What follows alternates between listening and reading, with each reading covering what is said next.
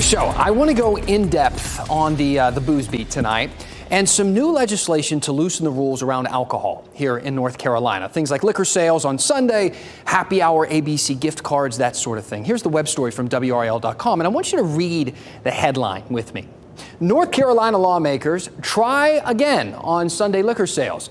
Also, consider tax break for Durham space whiskey. That's right, space whiskey. We've come a long way, from moonshine and basement bars to bourbon in the stars.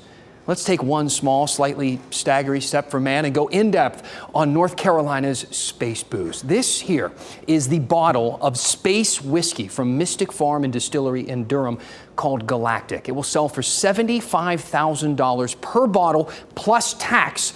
And North Carolina charges a 7% sales tax on liquor, which would add up another $5,250 to that price tag. Then there's the state's 30% excise tax, paid by the distiller, usually gets passed on to the consumer. But the bill's sponsor, Senator Tim Moffitt, said that those taxes would simply make the product too expensive. So instead, in this proposed legislation, the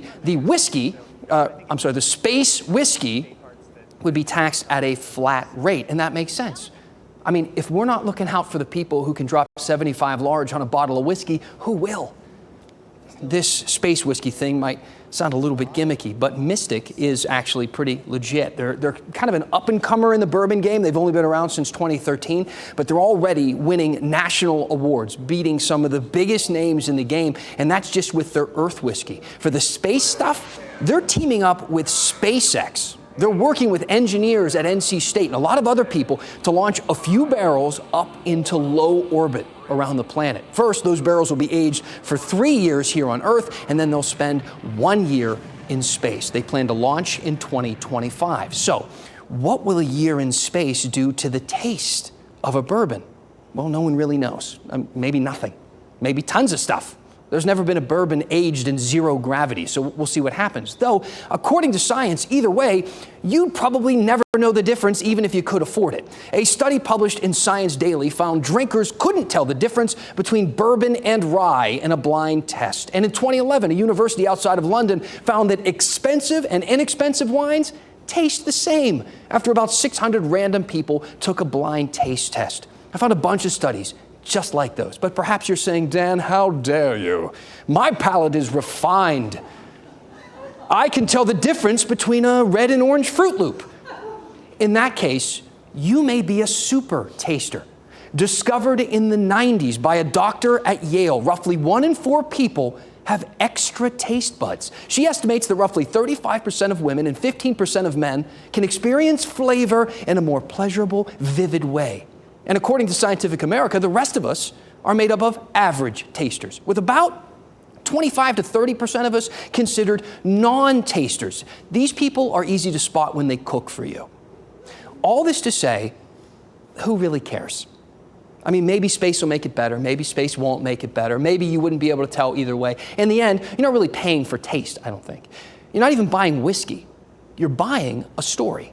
And we love a good story, and we will pay for a great one. Do you remember this story? A 4-year-old named Marla. She was in the news a ton about 15 years ago, selling her abstract art for upwards of $20,000. Then, 60 Minutes did a story that revealed her father was helping her sometimes to pick out colors and encouraging her to continue a piece of art. And that intervention there changed the general value of her work.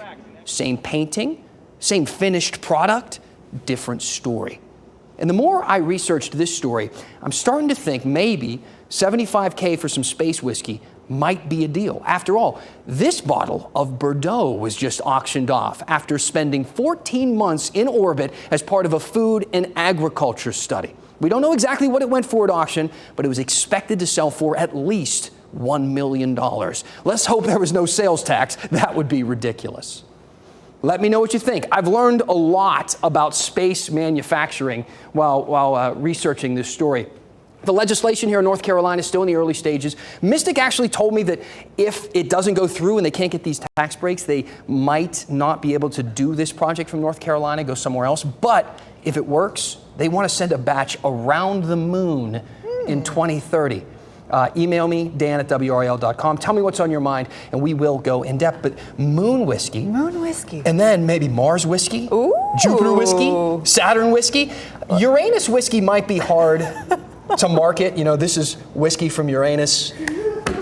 Doesn't have the same ring to it. It's going to be tough to do. I have so many questions.